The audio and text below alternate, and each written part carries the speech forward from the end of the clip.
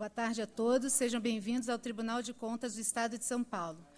Hoje temos a honra de receber em nossa casa o ministro Almino Afonso, que falará sobre os aspectos históricos da manutenção do Estado democrático na atual situação do país e ainda dos fatos que mais marcaram o golpe de Estado de 64. Assim, convido para compor a mesa o excelentíssimo conselheiro Dimas Eduardo Ramalho, presidente do Tribunal de Contas do Estado de São Paulo. Nosso palestrante, o doutor Almino Afonso. O excelentíssimo conselheiro Sidney Beraldo, vice-presidente dessa Corte de Contas. Almino Afonso. Nosso palestrante, doutor Almino Afonso, está vindo.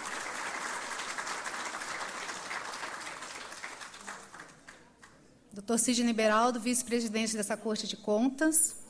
O excelentíssimo conselheiro corregedor Renato Martins Costa. O excelentíssimo conselheiro decano Antônio Roque Cittadini. Dr. Gustavo Húngaro, ouvidor-geral do Estado de São Paulo.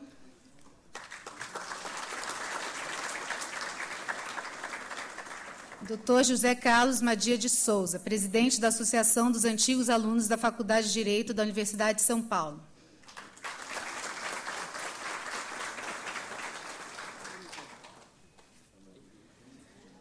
Registro a presença da doutora Maria Felisa Moreno Galego, diretora-presidente da Imprensa Oficial, e seu chefe de gabinete, doutor Carlos Sodré.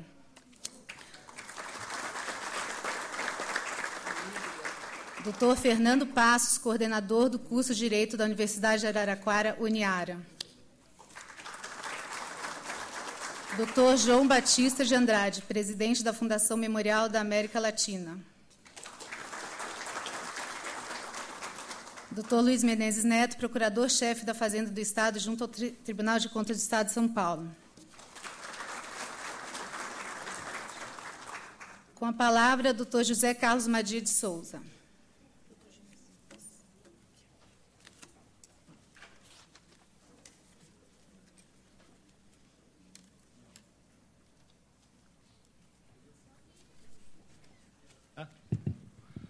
Muito boa tarde. É com muita satisfação que venho aqui a esse auditório, que tem um nome ilustre, de uma figura muito ilustre da nossa Faculdade de Direito. Como foi dito na apresentação, eu represento aqui a comunidade dos antigos alunos da Faculdade de Direito do Largo São Francisco, a qual temos a honra de muitos aqui integrarem, inclusive o nosso presidente Dimas Ramalho, que também foi presidente do Centro Acadêmico 11 de Agosto, e o nosso ministro Almino Afonso, que, para nosso orgulho, é nosso diretor também. Então, é com muita satisfação que aqui estamos para fazer uma breve introdução, dizer do orgulho de poder retornar a esse auditório, que leva o nome de uma figura também muito ilustre da escola, Zé Luiz de Anhanha Melo, foi meu amigo pessoal e professor da escola, também ex-presidente do 11 de agosto.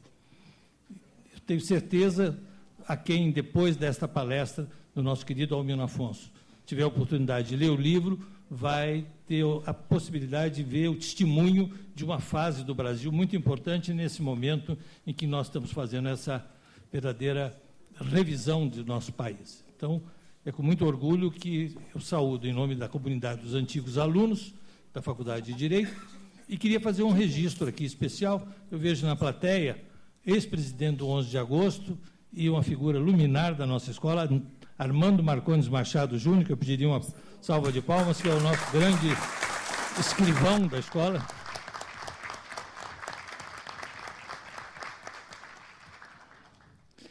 É isso. Muito boa tarde. Eu tenho certeza que todos vão sair daqui um pouco melhor esclarecidos do país, como veio de lá e como chegou até aqui, com as palavras sábias do nosso querido Almino. Muito obrigado.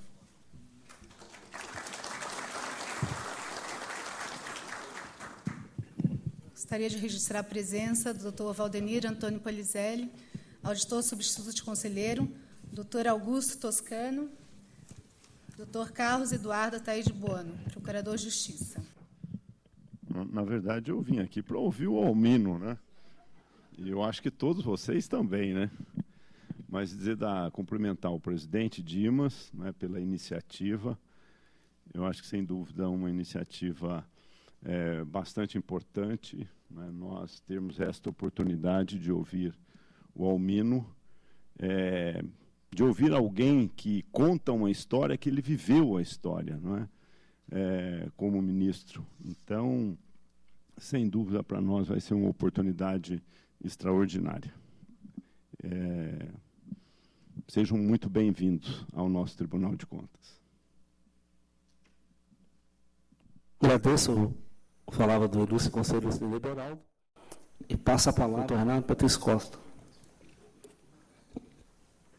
Muito obrigado, senhor presidente.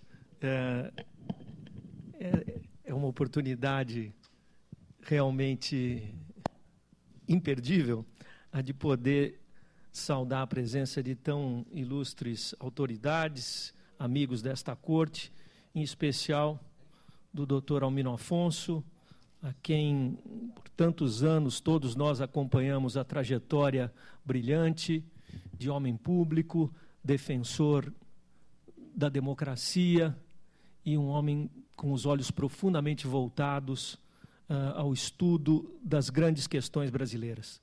Sua Excelência é autor desta obra de grande fôlego, que está sendo lançada nesse momento e que poderá, no período que nos brindará com sua exposição, iluminar aqueles aspectos tão relevantes vividos pelo Brasil numa quadra importantíssima de sua história, que hoje, como relembra Madia, talvez esteja ou abrindo ou fechando uma nova porta de igual expressividade, eventualmente com suas características distintas. Mas, enfim, o momento é de, como disse o conselheiro Sidnei Beraldo, todos ouvirmos Almino Afonso. Muito obrigado.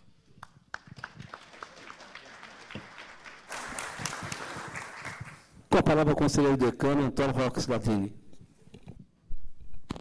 Senhor presidente, senhores, minhas senhoras, meus senhores, eu quero saudar inicialmente ao doutor José Carlos Maria de Souza, presidente da Associação dos Antigos Alunos da Faculdade, e todos os demais aqui antigos alunos. Aliás, nós nesse tribunal temos 4 da faculdade, dos quais 3 da mesma turma, 2 da mesma classe. Alguns bons alunos, outros nem tanto, mas temos 4. É uma satisfação muito grande receber hoje, todos nós aqui recebemos o Almino, por vários motivos. Eu já até estava começando a falar com ele aí, porque eu não sabia que eu ia falar de início. Eu li o livro. Eu já li o livro. E até lamento não ter trazido, porque eu fiz uma série de anotações, que eu gosto de ler com a caneta, e fazendo anotações. O livro é disparadamente o melhor relato sobre 64. Não conheço outro. O Almino fez um trabalho de fôlego, sério, pensando menos nele e mais na história. É um livro precioso.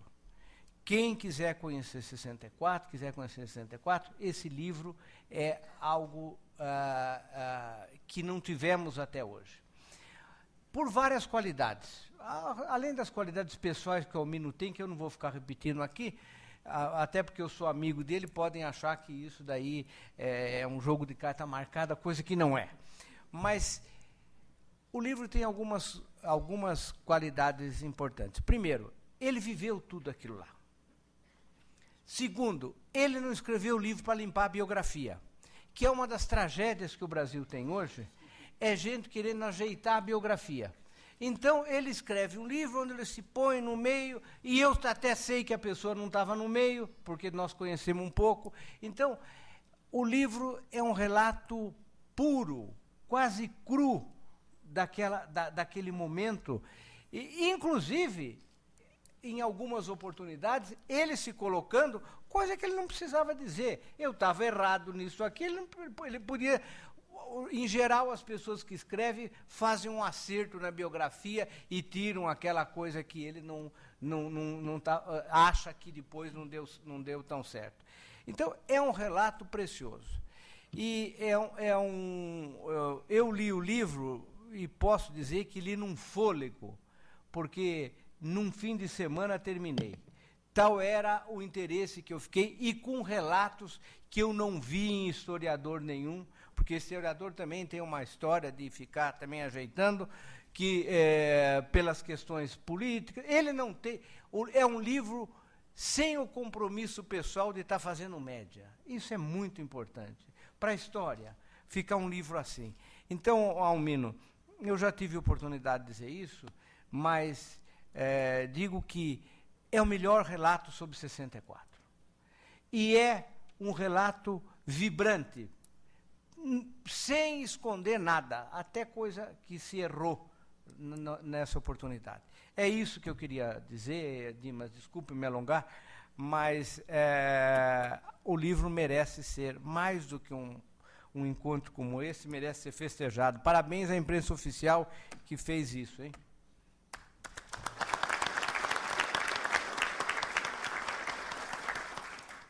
Viu como é bom falar? Com a palavra, Gustavo Húngaro, ouvidor e também associado das antigos alunos.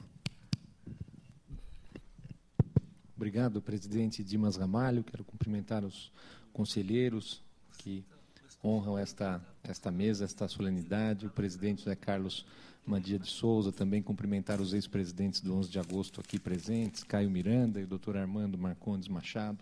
Só mesmo o doutor Almino Afonso para conseguir trazer o doutor Armando Marcondes Machado para uma solenidade. É uma tarefa difícil, mas, de fato, o nosso tribuno das arcadas é um agregador, é sempre uma grande satisfação e um privilégio poder ouvi-lo, né? Com a sua formação humanista, a sua cultura singular, né? Sempre nos brinda com manifestações genuínas de quem vive a história brasileira, com um grau de compromisso com os valores mais caros a todos nós, absolutamente exemplar. Então, é uma grande satisfação, uma honra estar fazendo parte desta solenidade, desta oportunidade, e vou aqui fazer aquilo que é o meu dever, ouvir com muita atenção. Muito obrigado.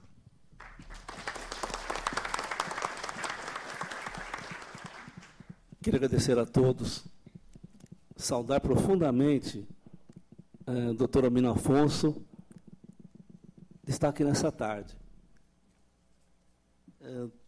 Queria saudar, claro, o palestrante, saudar o conselheiro Cine Beraldo, que também teve sua história marcada por uma campanha política do doutor Almino Afonso, conselheiro Renato Martins Costa, nosso corregedor do Tribunal de Contas do Estado de São Paulo, o Antônio Roque Cittadini, que é conselheiro decano, que conviveu, que participou e que leu o livro, como eu, do doutor Almino Afonso, doutor Gustavo Húngaro, aqui um saúde nesse momento, ouvidor-geral da Cidade de São Paulo, doutor José Carlos Madia de Souza, que é o presidente da Associação dos Antigos Alunos da Faculdade de Direito da Universidade de São Paulo, que nos ajudou na divulgação e na participação desse momento, nessa palestra. Queria saudar todos os presentes, deputados, advogados, auditores, procuradores, amigos. Queria saudar os membros da academia, na pessoa também do doutor Fernando Passo, da nossa Araraquara, da Uniara, faculdade que eu tenho a honra de ser professor. Mas não podia também deixar de saudar aqui o Armando Marcondes Machado Júnior. Puxa vida, eu li o livro que ele escreveu sobre a história da faculdade do 11. Quando eu quero saber qualquer coisa da minha vida, eu vou lá procuro. Que pesquisa que ele fez. E está aqui presente, digo, muito orgulho tê-lo aqui no nosso tribunal. Conhecê-lo pessoalmente, já conhecia muito pelo seu trabalho histórico, pela sua história.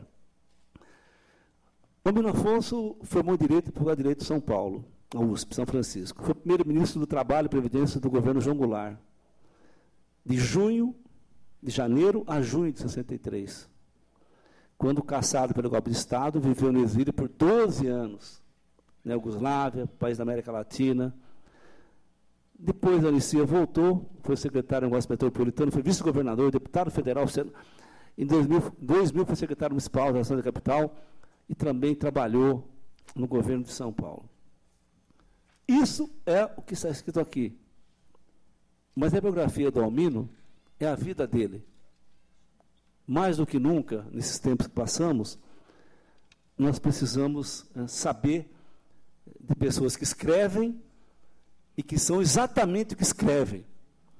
Porque muita gente escreve ou fala e age diferente. O Almino não. O Almino escreveu, falou e viveu como ele sempre foi. Então, quero dizer que estou muito orgulhoso de recebê-lo aqui nessa tarde no Tribunal de Contas, com tantos amigos, num coro muito alto, aqui numa segunda-feira. Quero dizer também que eu li o livro, Almino. Li o livro, e li como rock. Eu li sem parar, viu, João? Sem parar, porque eu me remetia a fatos que eu sabia, que eu ouvi falar. E é como se você pegasse um cineasta, que é o João Batista, que ele pegasse uma câmera e filmasse por dentro o que estava acontecendo. E é isso realmente que o livro significa. Portanto, falar do Almino é falar da democracia, da resistência, falar, como fizemos outro dia aqui falando de Montoro, é falar de um Brasil que nasce, mais uma vez, na democracia, na Constituição, na lei. Portanto, eu tenho muito orgulho de receber nessa tarde aqui o Almino Afonso, com quem eu convivo há tantos anos, e sempre aprendizado profundo, porque ele tem uma coisa que nós exigimos muito nesse momento, duas coisas, coerência e coragem. Isso é muita coisa nesses tempos que vivemos. Então, passo a palavra nesse momento ao nosso palestrante, Almino Afonso, a quem eu peço uma salva de palmas.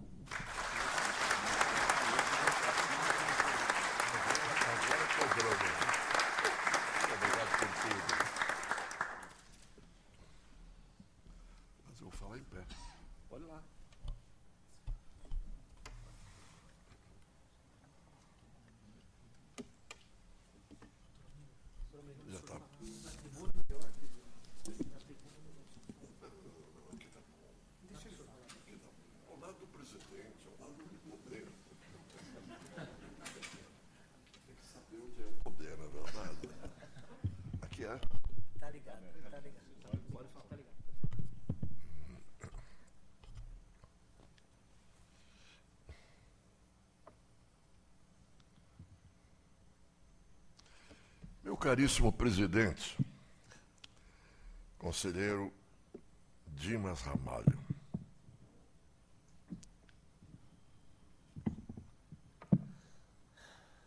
a quem eu devo por uma iniciativa generosa, que contou com o apoio dos conselheiros do Tribunal de Contas do Estado, para estar aqui perante este plenário, que obviamente, por muitas razões, me toca a alma. Saúdo a cada um dos que participam da mesa, desde o nosso prezadíssimo vice-presidente, do ilustre, prezadíssimo amigo de longa data de São João da Boa Vista, de meu prezadíssimo Roque Citadino, que é o decano desta casa. Mas, para mim, eu acho que é um pouco mais do que decano nesta casa. Tanto eu tenho que recordar de uma história, perdoe-me a alusão política, de velhos tempos. Renovados, desde logo. Meu caríssimo Gustavo Húngaro, uma das expressões mais brilhantes da nova geração que vai crescendo na vida pública brasileira.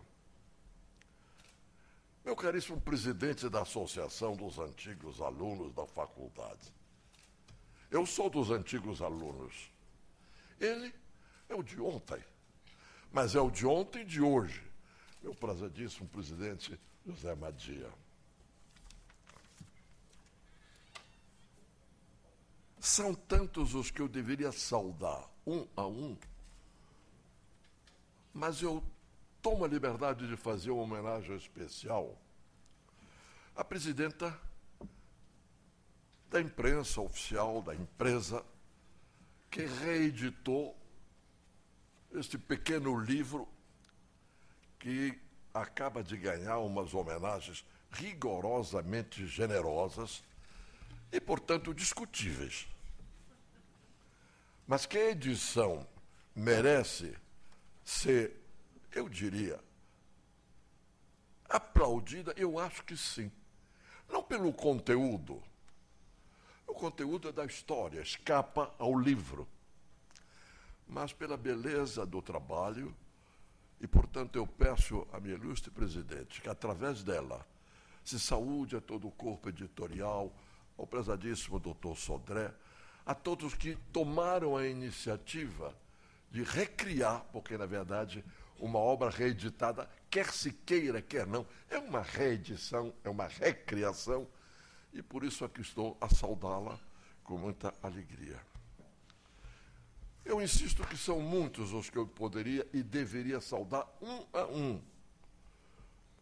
Mas para não ir a um tempo que é precioso para todos, eu vou querer tomar liberdade de fazer duas referências. E por elas saudar a todos os amigos, os companheiros e tantos cidadãos ilustres que me honram estando aqui. Um deles lá no fundo, Armando Marcondes Machado Júnior, uma figura admirável da nossa história acadêmica da Faculdade de Direito de São Paulo, que foi presidente do 111 de agosto, quando eu era um orador ali, na rebarba, mas ele era o nosso líder, Armando Marcondes Machado Júnior. E através dele, eu saúdo a tantos e tantos da minha geração que aqui estão. E aqui, uma saudação que eu faço com muito gosto, pessoal, mas também histórico. Quero me referir a Ricardo Montoro e, através dele, evocar a extraordinária figura da vida pública de São Paulo, André Franco Montoro. Tão grande, a meu modo de ver, que me espanta às vezes como ainda não houve, na devida dimensão, as homenagens que Montoro merece. Como homem público, numa hora da luta pela redemocratização neste país, como administrador excepcional e como uma figura de uma lisura que poderia ser recordada a cada instante como um bom exemplo para a vida pública de hoje e de sempre. Eu vou tomar liberdade em quebrar o ritual e saudar meu irmão, Raimundo Afonso. E, através dele, a minha família, que tem dentro de mim uma força tão permanente que omitir seria difícil para mim. Mas, meu caríssimo presidente conselheiro Dimas, a vós me sei a cada um dos membros deste conselho. A todos, eu diria especialmente aqueles que, usando da palavra, foram a determinados exageros que às vezes inquieta, mas dizer que lá dentro da alma não faça um aceno é um pouco falso também. Então, a cada um, a minha alegria pelo que eu ouvi de cada um. Eu diria, de maneira particularíssima, a síntese que o Roque Cittadino fez da obra, eu diria, do livro, com tanto cuidado e tanta, eu diria, gentilezas.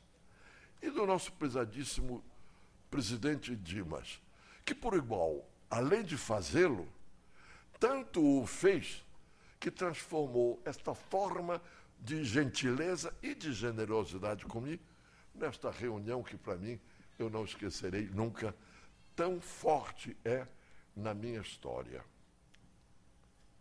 Mas as dimensões da vida de cada um de nós vão se confrontando com o passado, vão se recriando no amanhã e vão nos dando também espaços especiais nos dias que se vive. E por isso, peço licença para saudar o presidente do Memorial da América Latina, João Batista, por tudo o que essa instituição acadêmica faz, na relação entre o Brasil e a América Latina, e na grandeza mesmo que abre espaço para a intelectualidade, mas para os homens do povo que nem sempre têm os espaços necessários no nosso país.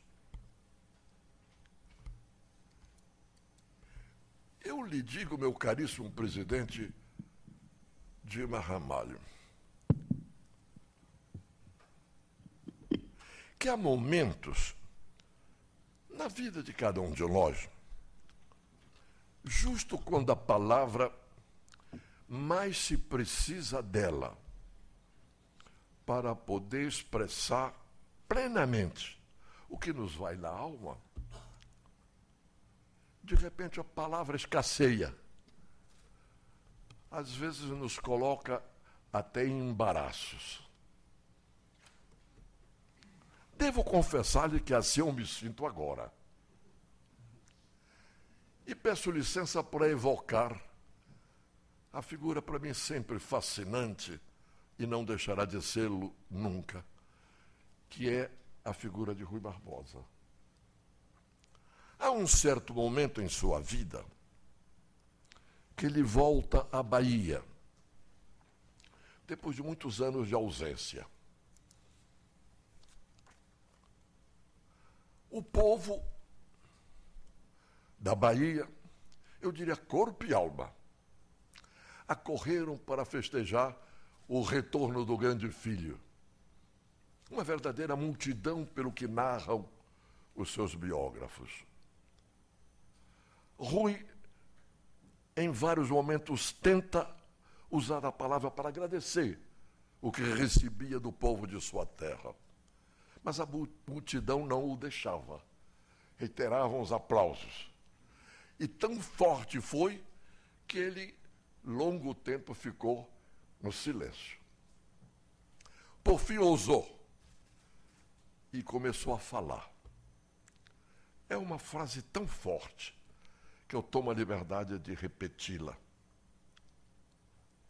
Diante disto, depois disto, nem sei como principiei. Pois eu lhes digo agora, meu caríssimo presidente Dimas Ramalho, eu digo a cada um dos conselheiros, cada um dos que aqui estão, dos quanto enriquece este plenário com a presença, que depois de tudo quanto eu ouvi, de tudo quanto se dá aqui, pela significação que tem em si e na minha alma, eu lhes confesso que nem sei como principiei.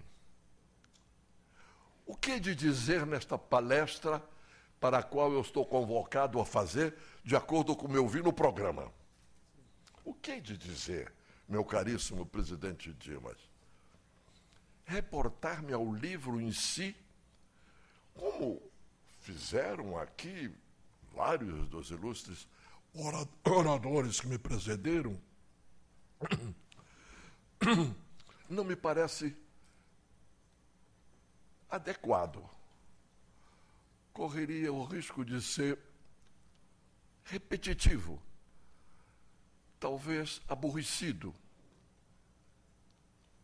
Então, me ocorre que se eu quiser, nesta tarde para mim tão marcante, fazer uma síntese desse livro, com o qual eu me reporto a um período histórico significativo do nosso país. Eu diria, numa síntese, que ele expressa um dos momentos de ascensão democrática mais significativos na história de nosso país. Não faço frases de efeito. Não há como pensarmos numa consolidação democrática sem a participação efetiva do povo. E não há como imaginá-lo sem que as liberdades públicas estejam plenamente respeitadas. Pois os anos que marcam aquele período tumultuário mas tão importante na análise que se faça da vida pública brasileira, eu diria que ali foi realmente um momento de emergência popular tão grande, meu caríssimo presidente Dilma, que eu não sei se eu posso comparar em iguais momentos anteriores, salvo que eu mergulhe na história e volte às grandes lutas da abolição dos escravos. Foi realmente extraordinário imaginá-lo como foi possível que assim tenha sido. Mas poderia ter havido esta emergência popular sem que as liberdades públicas por inteiro não fossem respeitadas? Há uma correlação íntima entre a participação do povo e as liberdades públicas. Uma interage sobre a outra.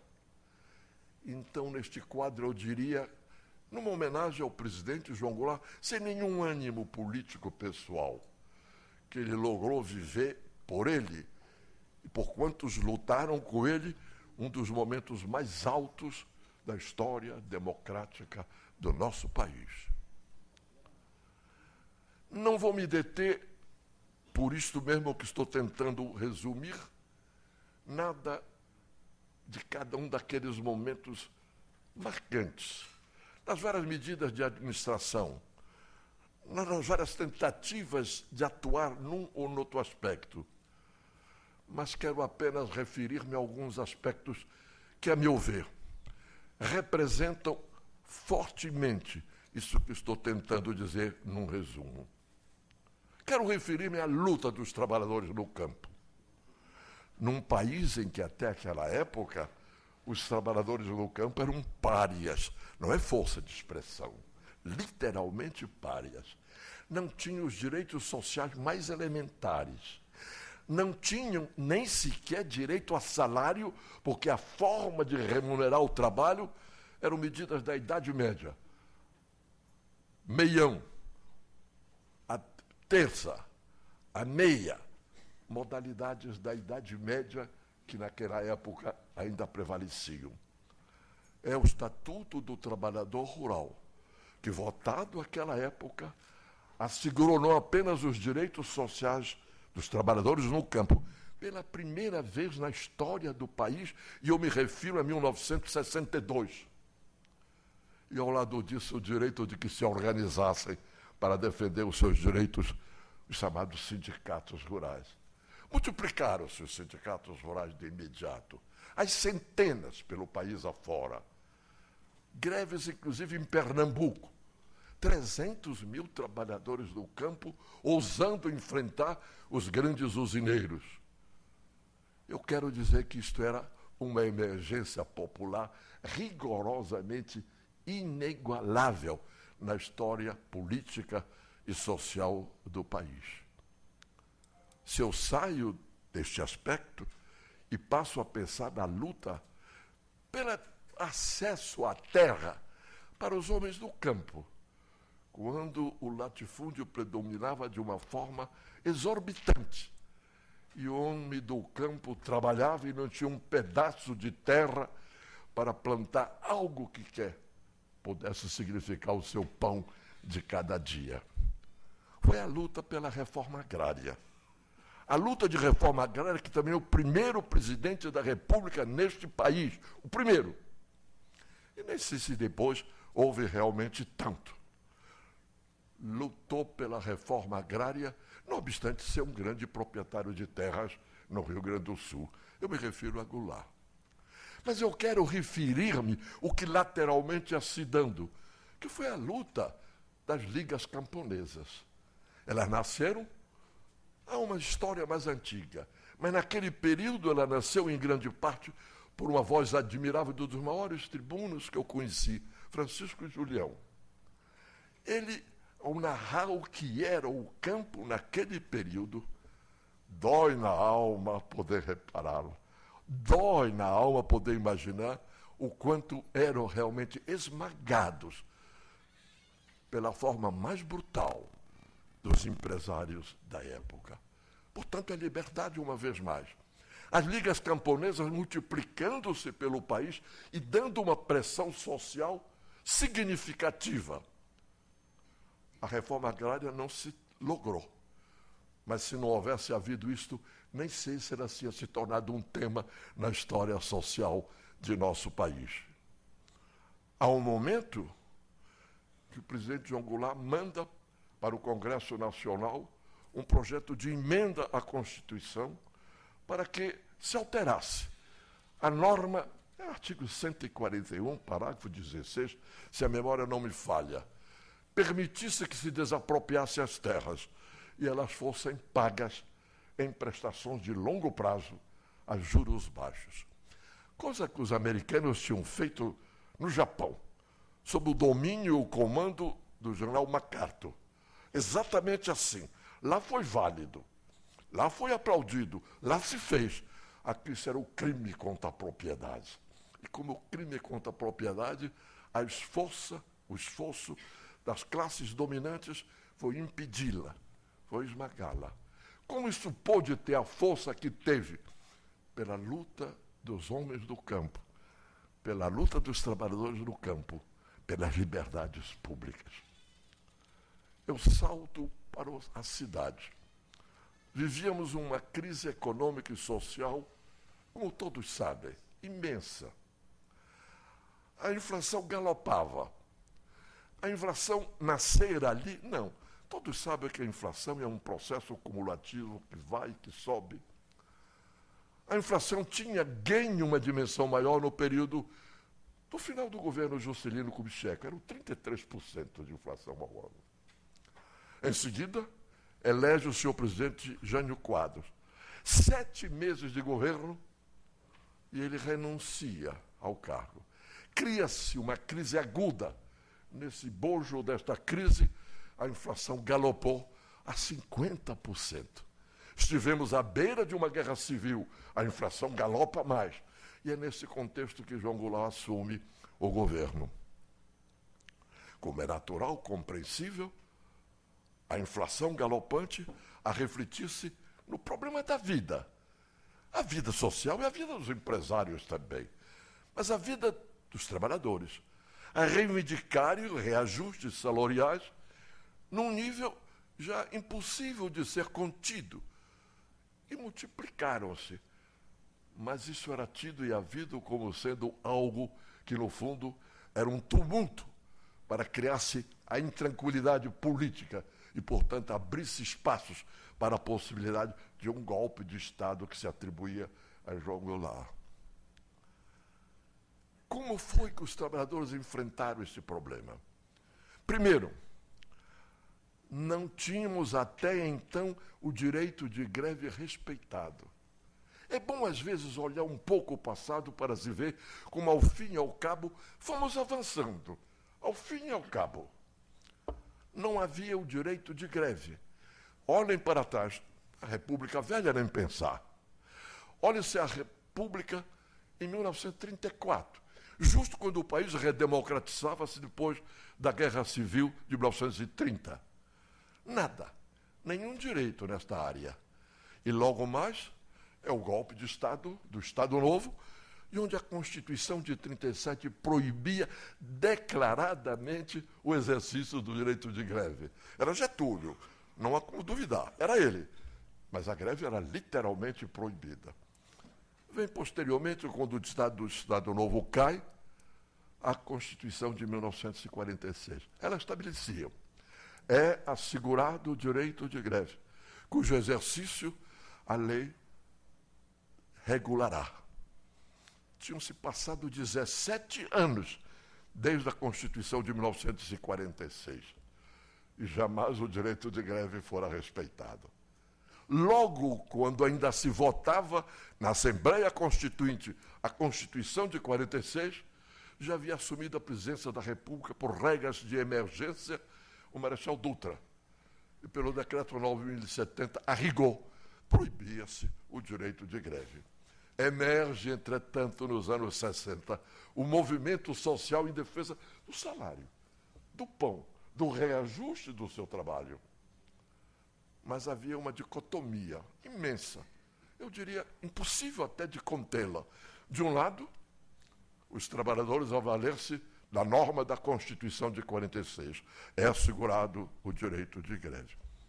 Enquanto isso, os empresários, obviamente, valiam-se do decreto 9.070 do Marechal Dutra, onde a greve era rigorosamente inviável. Como fazê-lo? O presidente João Goulart diz de público: durante o meu governo se respeitará a Constituição, que assegura o direito de greve. Parece isso banal, não era naquela ocasião. Era um confronto absoluto entre duas visões da sociedade. Uma que, através das liberdades públicas, e a liberdade pública envolve a liberdade sindical, e a liberdade sindical envolve o direito de greve. As greves se multiplicaram. Não falo do meu passado, mas apenas quero dizer-lhes que eu vivi intensamente aquele período. Eu diria que eu vivi quase na boca do furacão, porque as greves se multiplicavam uma dimensão tal que, como contê-las, se não tínhamos por que contê-las do ponto de vista realmente de uma visão democrática? E como conviver com elas numa sociedade que, com as forças predominantes sociais, recusavam, condenavam e criticavam duramente. Era tudo assim um tanto quanto inexplicável. Não, me permitam só que eu lhes diga. Houve um momento, final de 1963, outubro, se a memória não me falha, em São Paulo houve uma greve de 700 mil trabalhadores. Se nós fizermos um cálculo hoje do quanto isto significaria em número de trabalhadores hoje, suponho que vai além de 2 milhões. São Paulo parou. A repressão, governo Adhemar de Barros, foi a mais brutal. Mas o que eu quero dizer, porque evoco, é que disso nasceu algo que se chamava Comando Geral dos Trabalhadores. Ou seja, não havia central operária à época. Muitos anos depois, quando eu fui para o exílio, no Uruguai, no Chile, na Argentina, me dei conta das centrais operárias, a significação que tinham na defesa dos interesses dos trabalhadores. Nós não tínhamos uma central operária. A central operária, na verdade, nasce a partir do CGT, Comando Geral dos Trabalhadores. Isso chama-se luta do povo. Isso se chama respeito às liberdades públicas. Eu poderia ir multiplicando os exemplos desta natureza entre a interação entre a liberdade pública e o exercício dos direitos do povo. Isto se deu naquele período em todos os níveis. Há jovens aqui, da minha geração, alguns, eu até os vejo aqui. Como alguns estão tão jovens que até me dói na consciência poder dizer que são jovens, porque de repente eu também bem que poderia ser um tanto jovem. Mas eu quero dizer que deve haver jovens aqui mais de hoje. Pois eu quero dizer que, à época, a União Nacional dos Estudantes cumpriu um papel excepcional, com uma liberdade plena de irem para o campo defender a reforma agrária, a organização sindical, levando artistas para fazerem peças de teatro no campo para explicar o que era uma reforma agrária. Coisas tão extraordinárias dos jovens naquela época, que eu digo, teria sido possível num regime ou num governo onde as liberdades públicas não fossem respeitadas? Impossível imaginá-lo. Impossível imaginá-lo. E no plano do teatro, imaginar o teatro que nascia também com uma mensagem nova. Sempre fui um apaixonado por teatro. E eu me recordo do TBC, Teatro Brasileiro de Comédia em São Paulo, que era excepcional. Mas o que eram as peças naquela época? Eram peças dos grandes dramaturgos da dramaturgia dos Estados Unidos, da França. De repente surge Jean-Francisco Guarnieri. E com ele, tantos outros. E aí tem uma peça de teatro chamada Eles Usam Black Tie. Eles não usam black tie. Ou seja, era uma mensagem de revolta cultural contra o estado de domínio predominante negativo para os interesses da maioria da sociedade. Isto se deu em todos os horizontes. Não amplio muito isto, meu caríssimo presidente, mas fiz isto para poder dizer algo que me parece, de alguma maneira, atentar para o que me foi posto neste roteiro de que eu falaria sobre 64 e o hoje. O que seria o hoje, na minha visão, dentro dessa característica que eu estou dando ao meu discurso? O hoje, para mim, é o amanhã. O que significa o hoje se eu não penso no amanhã? E como é que eu penso o amanhã sem imaginar as instituições políticas, as instituições sociais? E como vê-las sem as liberdades públicas asseguradas? E como assegurá-las se o povo não participa? Eu olho para trás e digo, não há nenhum momento importante dos que se referiram ao que é povo, que essa forma de pensar o povo não fosse algo fundamental para o avanço das instituições democráticas. Olho lá bem para trás. Lá bem para trás. Há um certo momento que, em plena monarquia absolutista, começa a haver uma brecha e vai surgindo a monarquia constitucional. Antes se diziam os juristas, os doutrinadores, o que é a democracia à época? A visão institucional. Omnia potestas ad Deo. Todo poder vem de Deus. Quando surge esta visão democratizante, disse, omnia potestas ad Deo per popolo. Todo poder é do povo.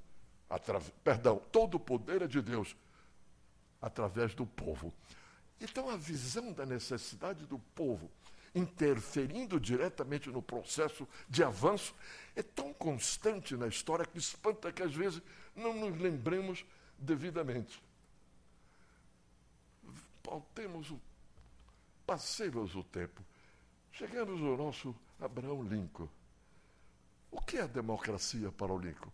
É o governo do povo, para o povo, pelo povo. É tão fascinante esta frase que realmente eu não consigo dizê-lo sem a alma tremer. Porque é uma grande síntese.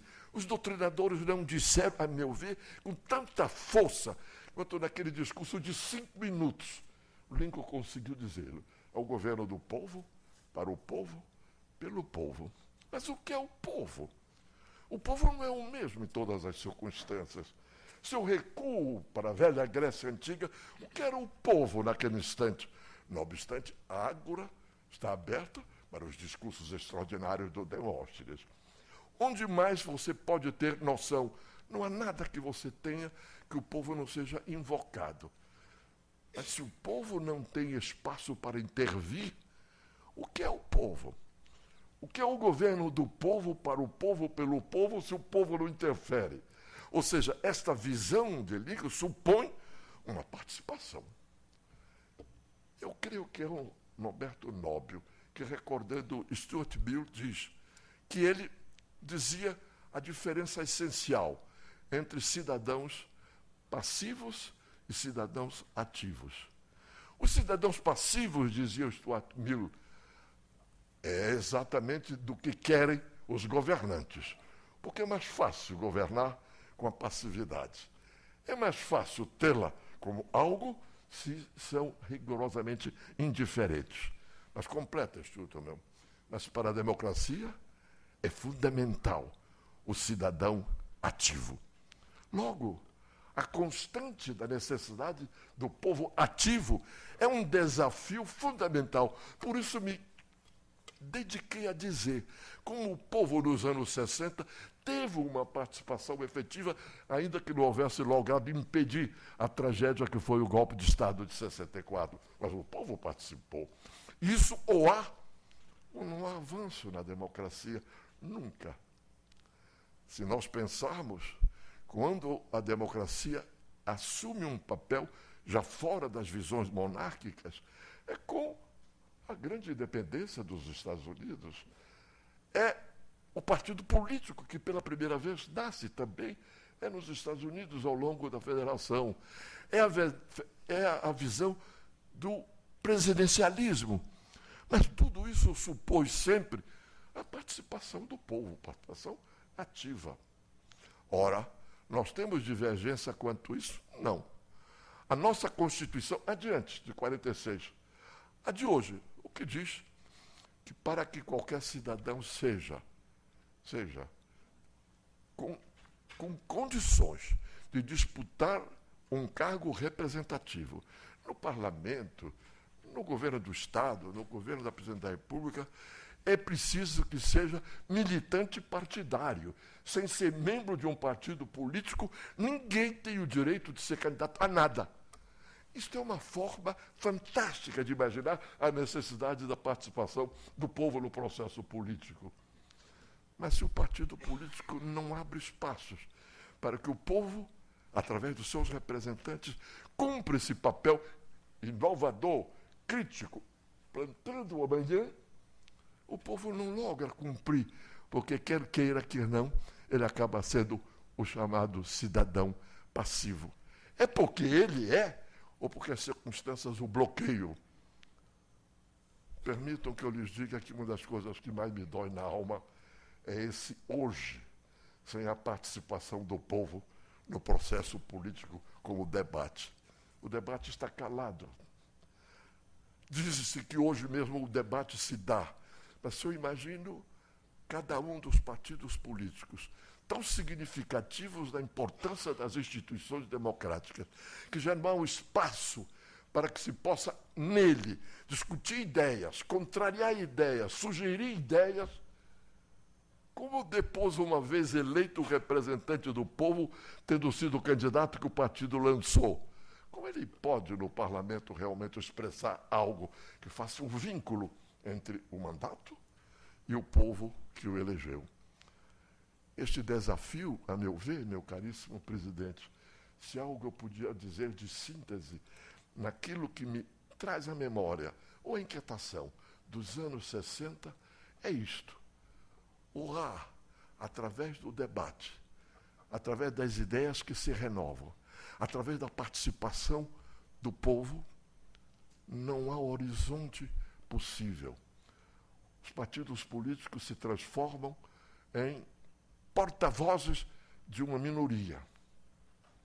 Os partidos políticos sufocam as ideias divergências. Os partidos políticos ousam ganhar espaços hoje e amanhã. Mas o amanhã que transcende o imediato e que forçosamente cria contradições, esse debate já não está havendo.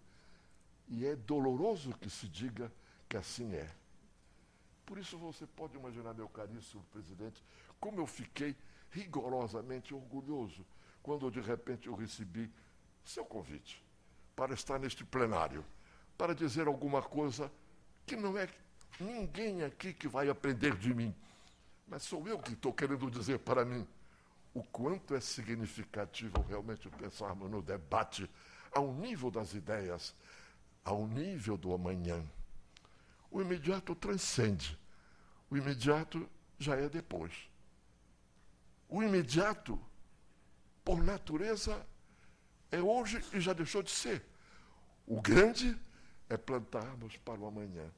Como se planta ou não se planta o amanhã se não houver um debate efetivo com todos os contraditórios que a sociedade pode e deve ter? Não vejo como. Não vejo como. Se nós pegarmos a Constituição de 88, ali um dos momentos mais notáveis da nossa evolução política e social, política e institucional, que é a possibilidade formal de que o povo tenha condições de votar e decidir de maneira direta. O que é o chamado democracia representativa? É o povo que elege os seus representantes para o Congresso Nacional. E são os representantes do povo que votam. Votam bem, votam mal, mas é assim o processo representativo. O que cria a Constituição de 88 é a possibilidade, eu diria, explícita da democracia participativa. E o que é democracia participativa? É a possibilidade de que, através do referendo, através do plebiscito, através da iniciativa legislativa, possa realmente a sociedade intervir de maneira que o Congresso se submete à votação majoritária do próprio povo. É uma proposição excepcional. Não é o plebiscito ou o referendo ao acaso, que houve, bem ou mal, em alguns momentos da nossa história. desde quando nos tornamos país independente e Dom Pedro I, na sua audácia, fecha o Congresso Nacional e, através do Conselho do Estado, ele cria uma Constituição e põe as câmaras municipais para decidirem num referendo. Que eu me lembre bem, só 2 câmaras no país votaram contra. Uma delas, a Câmara Municipal de Itu. Não me recordo da outra. Fora disso, os plebiscitos foram ao acaso. A Constituição de 88 cria como norma vigente através de uma decisão do Congresso e de uma reivindicação para que o povo intervenha e decida. Mas pode o povo intervir realmente através do plebiscito? Através do referendo?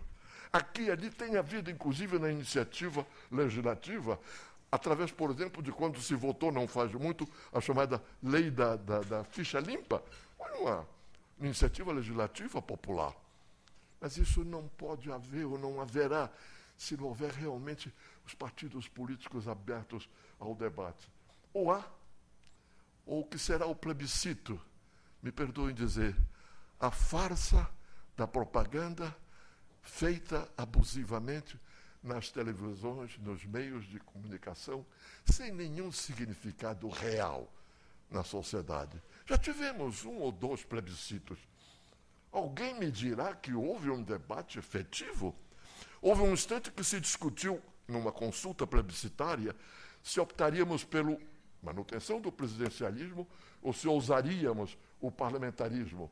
Venceu o presidencialismo. Era previsível, não teve nenhuma tradição parlamentarista para que aquilo tivesse já ganho um apoio popular. Mas, eventualmente, poderia ter tido se houvesse havido um debate efetivo.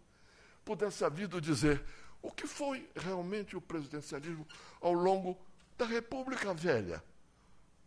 Me perdoem os que são historiadores aqui.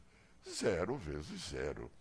Imaginar a República Velha e imaginar que os partidos políticos tiveram alguma correlação entre o que o povo pensa e o que o Congresso fazia, está fantasiando, ou não leu nada.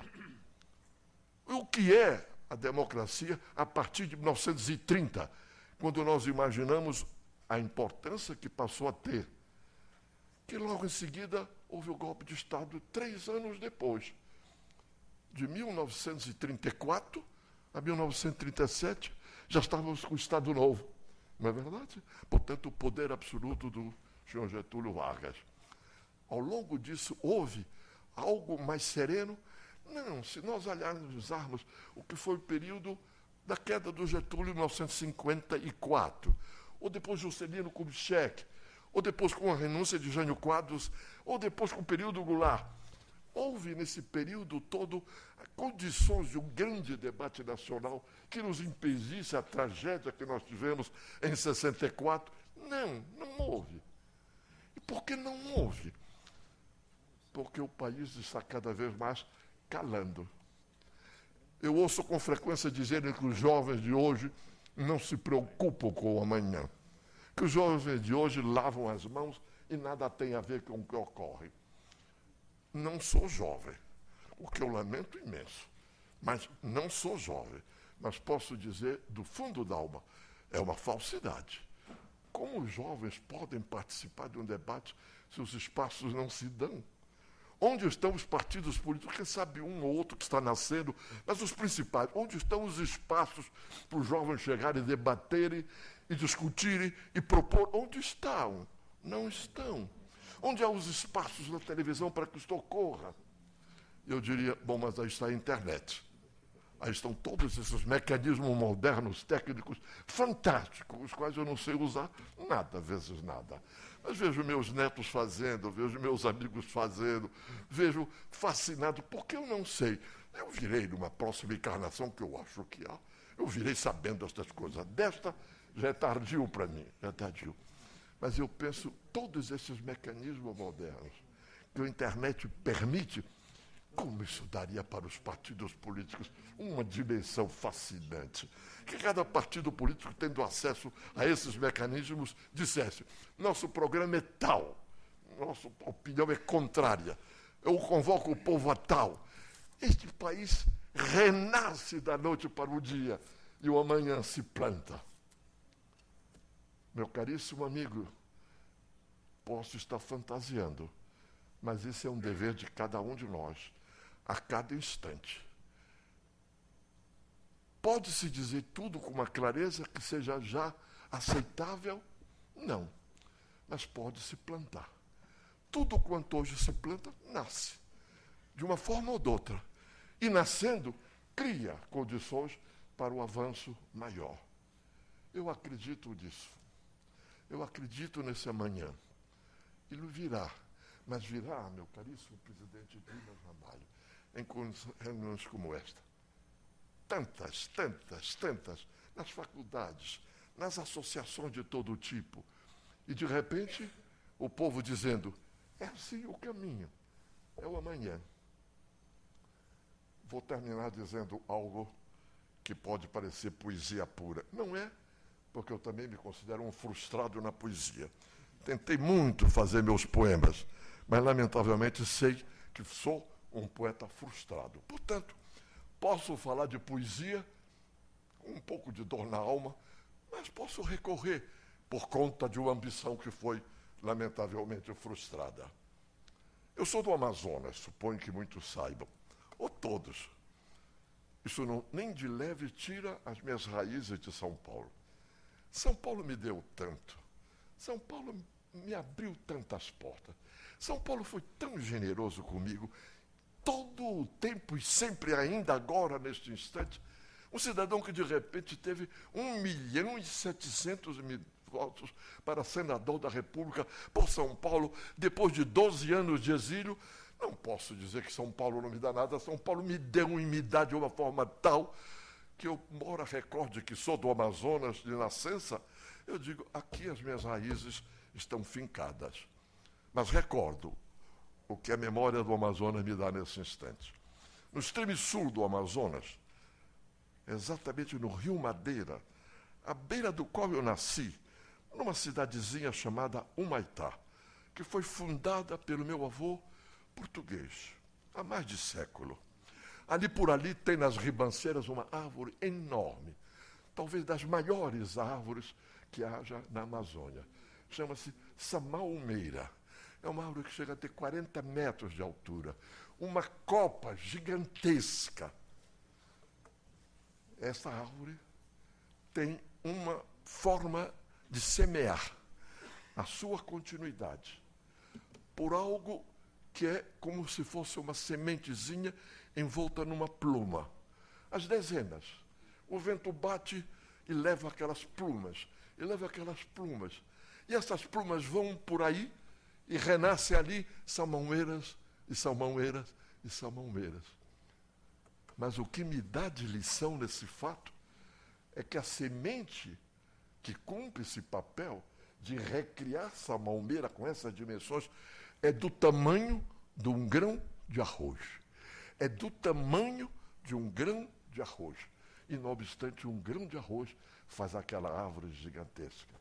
Pois, meu caríssimo amigo, semeemos, nem que seja um grão de arroz, porque amanhã nascerá o amanhã. Muito obrigado.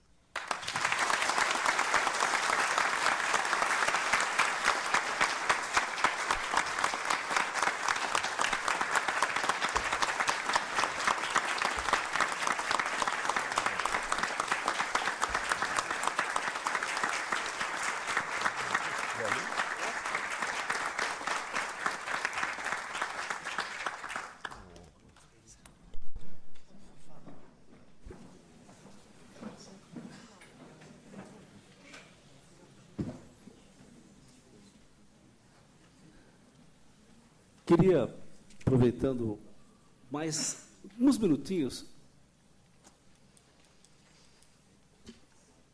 o doutor Almino fala que ele não faz poesia. Mas ele falou uma coisa aqui que eu anotei e vou usar, doutor Almino.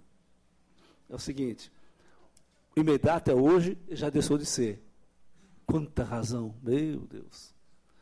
Enfim, mas eu queria abrir para quem quiser fazer alguma pergunta para o doutor Almino. Claro que pelo tempo ele vai autografar os livros, mas eu, democraticamente, Vou abrir a pergunta, como aquele professor que dá aula e fala, pessoal, alguma pergunta? Eu sou rigoroso na prova depois. Alguma pergunta? Com o decano eu não posso falar nada. Você já sabia que eu ia falar. Doutor Almino, bom, primeiro cumprimentar pela essa beleza de palestra. E eu fez bem de lembrar do nosso Montoro. Esse tribunal fez há 15 dias, não é, Ricardo? Fizemos uma homenagem aqui ao governador Montoro, preciosa, com muita gente, muito, muito interessante, mais que merecida. Mas uma das coisas do seu livro, que é muito interessante, é que faz justiça ao Jango, em várias coisas. Normalmente, o presidente João Goulart ficou para a história oficial, de todos os grupos, de todas as correntes, como um homem vacilante, um homem desinteressado, um homem, diria, menor. O que o seu livro faz justiça em colocar o papel, como colocou aqui, o papel importante dele, sem ele, aquele governo não ficava em pé. Então, é muito interessante o livro, porque não tem essa visão meia de botequim, que o Jango era uma pessoa por ser um fazendeiro, não era interessante. Na verdade, era tudo o oposto. Então, é muito interessante. Mas a propósito disso, eu tive uma surpresa quando vim para o tribunal, que já faz tempo, mas de conviver aqui e descobrir que uma das leis mais importantes para a administração pública, mais relevante para a organização desse país, foi a Lei Delegada 4.320, que só agora, 50 anos depois, uma medida provisória está alterando a 4.320. E toda a organização do país foi uma lei da maior importância ter sido feito naquele período. Foi no começo de 64, o país devia estar pegando fogo e foi feita uma lei que, de tão importante que era, organizou o país, organizou os municípios, os estados, a contabilidade pública. Eu não vou entrar nessa coisa, mas organizou a contabilidade pública. Essa lei é uma lei esquecida e é uma lei fundamental. E foi coisa do Jango, que tão bem... Qual é essa lei? 4.320. Também, o número, o que significava? Essa lei, ela tratava da organização da contabilidade pública, da organização do orçamento, da forma de fazer orçamento, do funcionamento do executivo, do município, estado, união, e como toda a contabilidade pública funcionava.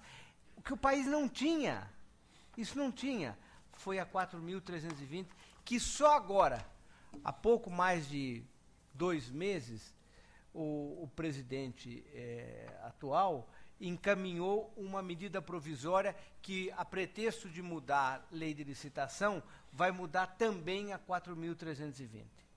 Então, foi uma lei da maior importância que eu vi aqui no tribunal. Era todo dia 4.320, segunda 4.320, para pagar isso tem que fazer assim, segunda 4.320, e foi uma coisa fantástica.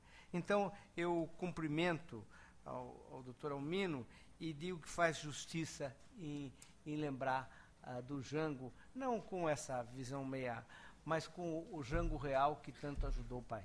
Muito obrigado.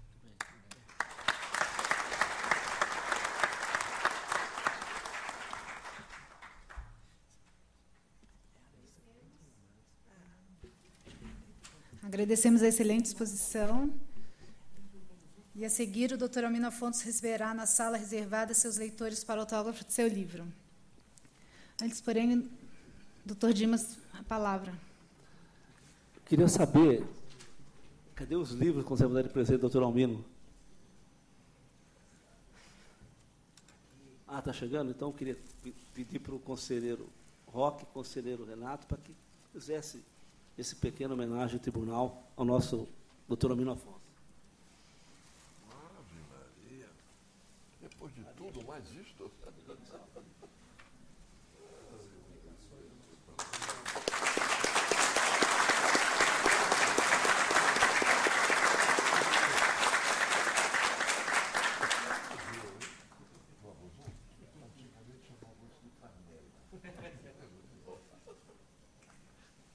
agradecendo mais uma vez a oportunidade de aprender e discutir, debater como aquela grande árvore de Humaitá, do Amazonas, que eu vou entrar para saber a história dela, doutor, vou estudar a história dela, porque eu gostei da figura de linguagem. Eu queria dizer que, sempre quando ouço o Almino falar, eu fico mais motivado. Porque vocês vão de convir que, às vezes, você fica meio assim, puxa, será? Meu Deus. Outro dia eu vi a história de Montoro, puxa, falei, não, é isso. Hoje eu vejo o Almino falar, é bem isso. Nesses dias que passamos, e não são dias fáceis, eu costumo dizer aos meus pares, os conselheiros que me receberam aqui com tanto carinho, ao Madi, ao Gustavo, às vezes deputados, sempre deputado, Toscano, Montoro, que quando a gente vai para o interior falar, doutor Almino, também para pregar, para falar, para debater, a primeira pergunta é assim, bom, e agora, o que vai acontecer?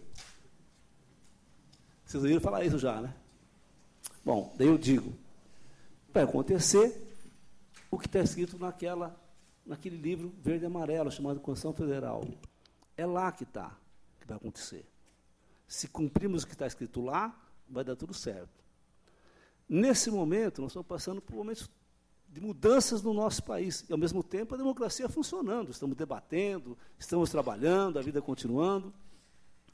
Eu acho que a contribuição do Almino é muito essa. É ser um eterno palestrante que instiga as pessoas, que desafia para as pessoas pensarem. Nesse momento de WhatsApp, de Facebook, de Instagram, de Twitter, de LinkedIn, ele falou que não mexe muito com isso. Nem precisa. Porque a vida, depois de tudo isso, não é virtual, a vida é real. Muita gente não gosta quando eu falo isso, mas a gente gosta de tudo isso. Mas a vida é real, não é virtual. A vida é real. Muita gente faz guerrilha no Facebook. É bom, mas não vai mudar. Não vai. O que muda é rua, é democracia. E isso o doutor Almino mostrou aqui para nós. E eu sugiro que quem puder ler esse livro, é muito importante. Eu li, como várias pessoas, e leio, vez ou outra, para saber aquele fato, como é que foi. E termino, porque em seguida o doutor Almino vai autografar os livros aqui nessa sala ao lado, de uma forma como eu gostaria de terminar, lendo para que ele dedica esse livro. Porque eu acho que, tudo bem, é política, é o mundo, é o combate, é a ideia, mas eu vou ler para quem dedica esse livro, que eu acho que significa muito para mim e para todos nós. Dedico para a Lígia, encanto, amor, razão da minha vida. Dedico também para nossos filhos, Rui, Sérgio, Cláudio, Fábio, luminosa floração. Mas dedico mais para quantos, dando grandeza à vida, lutam por uma sociedade livre e justa. Muito obrigado.